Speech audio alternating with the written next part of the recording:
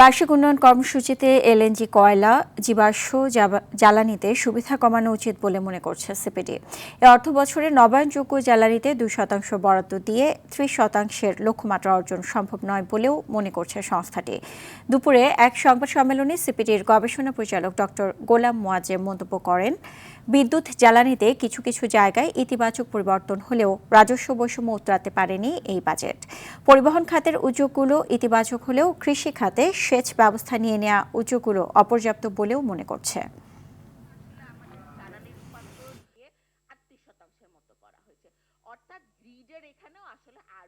জীবাশ্ম জ্বালানিকে বাড়তি সুবিধা দেওয়া, এলএনজি কে সুবিধা দেওয়া, কয়লাকে সুবিধা দেওয়া, তেলকে সুবিধা দেওয়া, এই জায়গাগুলোকে কমানোর জন্য অনুরোধ করছি।